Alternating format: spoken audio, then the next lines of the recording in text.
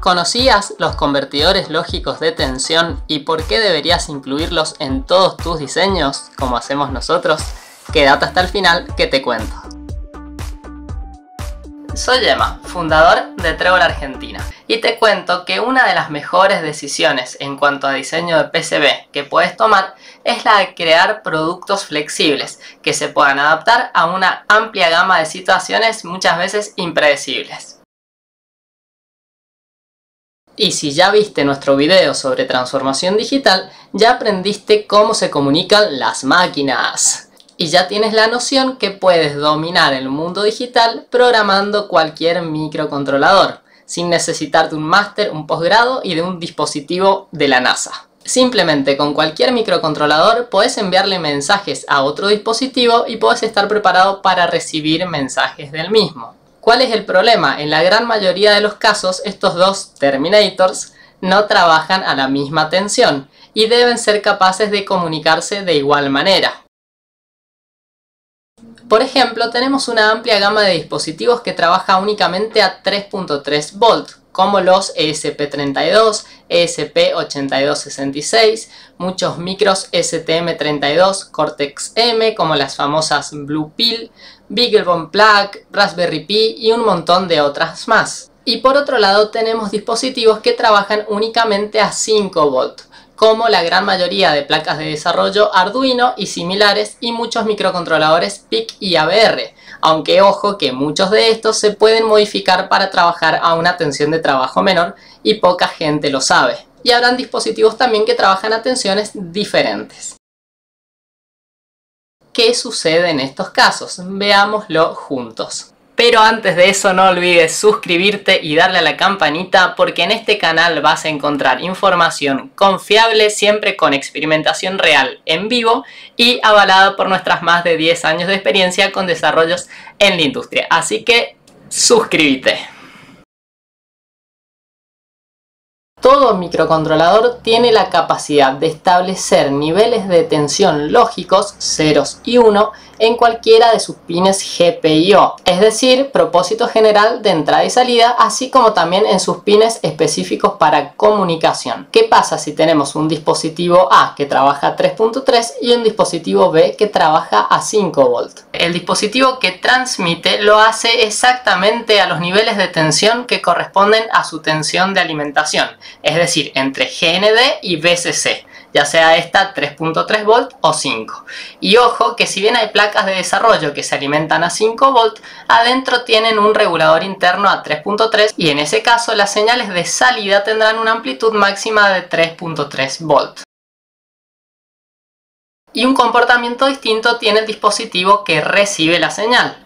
Este establece dos umbrales de tensión, uno alto y uno bajo. Las tensiones por encima del umbral alto serán interpretadas como un 1 lógico, mientras que las tensiones por debajo del umbral mínimo serán interpretadas como un 0 lógico. Si el dispositivo que transmite lo hace a 3.3 volt, la amplitud máxima puede estar muy cerca del umbral superior del dispositivo que recibe si trabaja a 5 volt. Por lo tanto, la comunicación puede no establecerse o ser errática, es decir, en condiciones estables funcionar y ante cualquier perturbación de la fuente de alimentación dejar de comunicarse o interpretar caracteres extraños.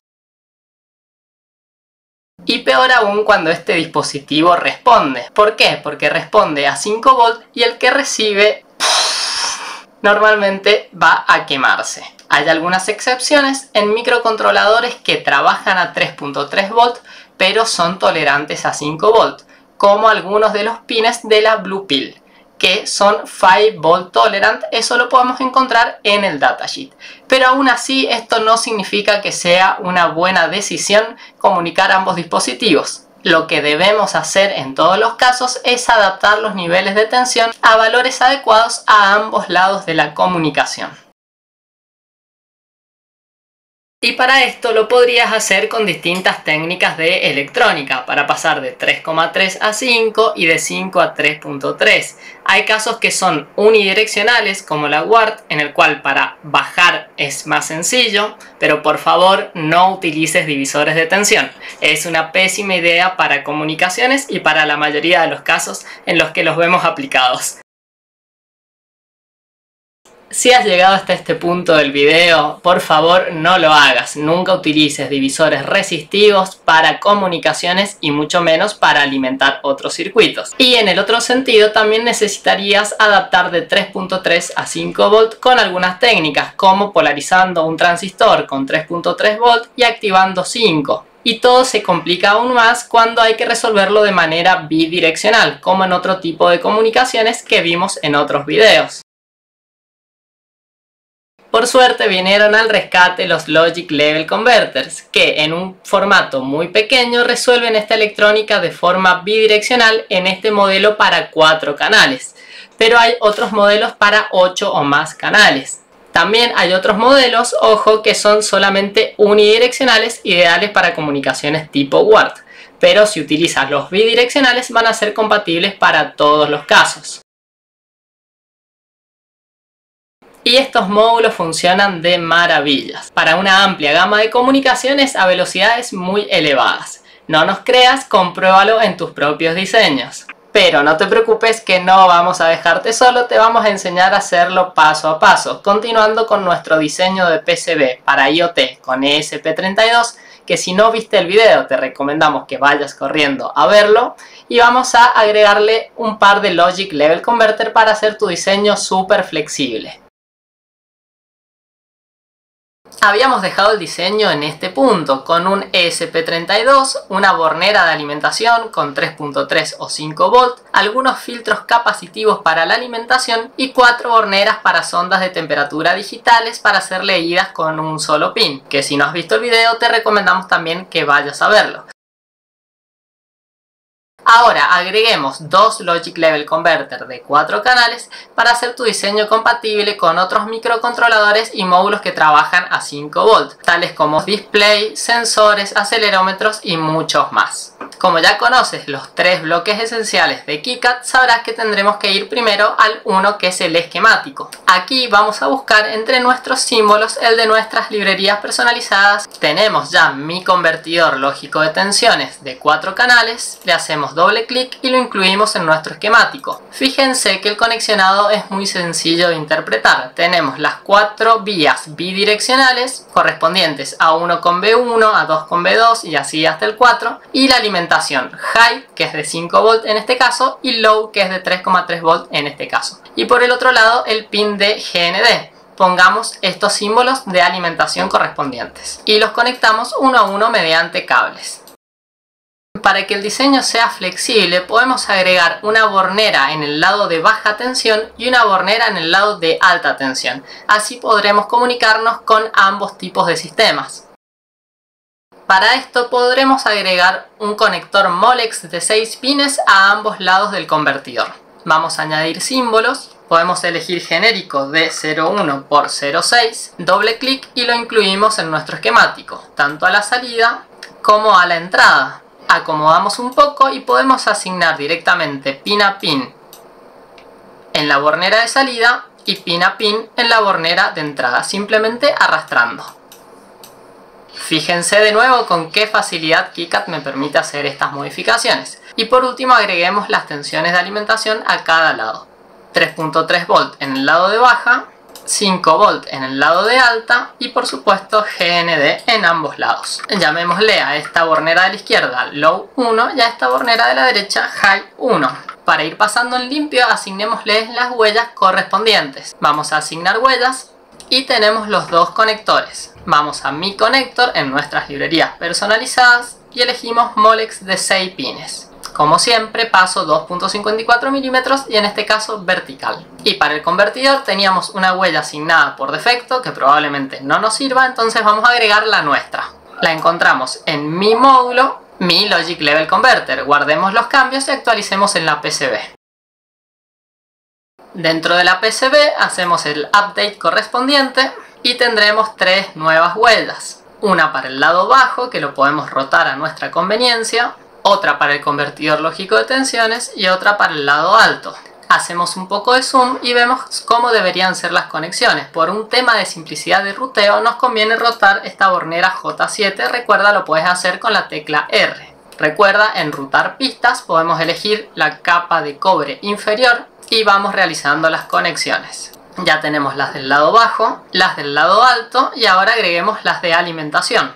3.3 volt a la izquierda, tanto para la bornera de baja como hacia la alimentación del circuito, en este caso en la bornera de entrada, que la tenemos arriba a la derecha. Y lo mismo con el lado alto, tenemos 5 volt tanto en la bornera de alta como en la bornera de alimentación, que en este caso nos conviene salir por la capa superior. Después lo podemos ir acomodando a nuestra conveniencia.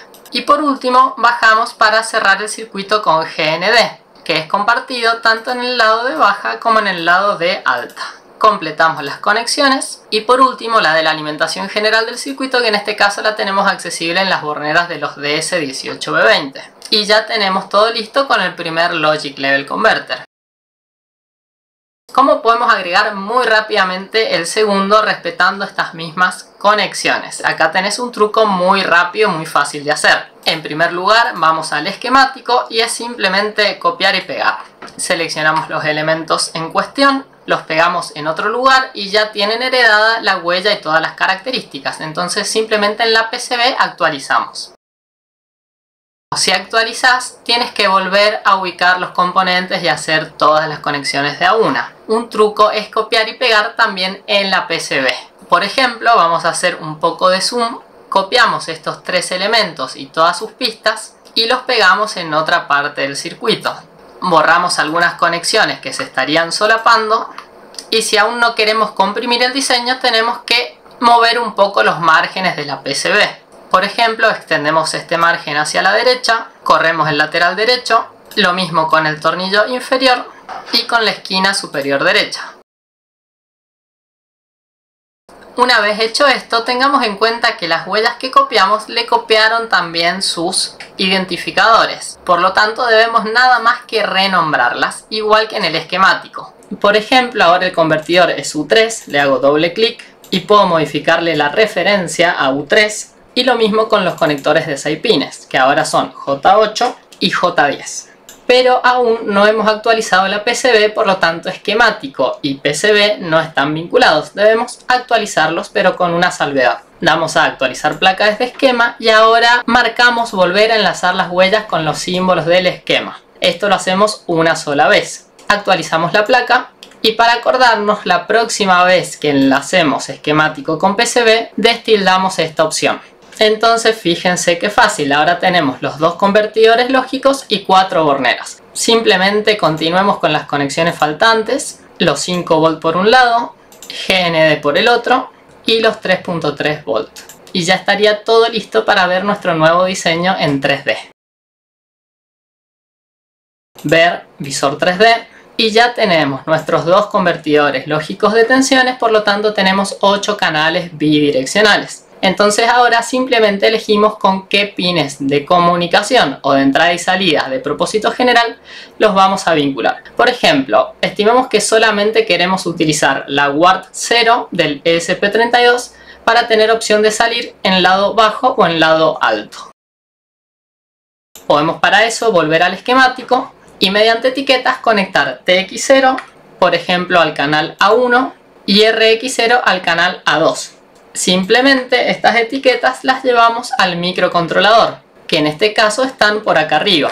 Las acomodamos y ya lo tenemos vinculado con la comunicación WART 0 del ESP32. Vamos a actualizarlo en la PCB, hacemos el update y ya tenemos las dos conexiones para realizar. En este caso nos conviene eliminar provisoriamente algunas de las pistas y conectar por el lado superior. Vamos con la primera y con la segunda.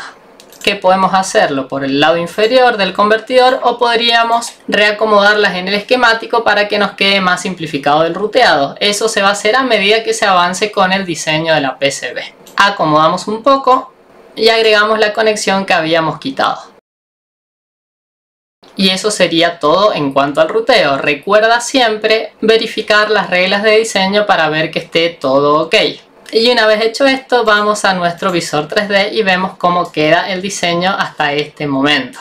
Y está espectacular. Lo mismo puedes hacer con los otros canales que te quedaron libres y hacer diseños súper flexibles. Nosotros los utilizamos en todos los diseños y nos traen muchísimos beneficios. Esperamos que a vos también te sean de gran utilidad que tomes nota de todos los tips que te estamos dando y sobre todo que los compruebes. Y por favor déjanos en los comentarios si has podido ir aplicando algo de lo que te estamos enseñando y cuál ha sido tu experiencia.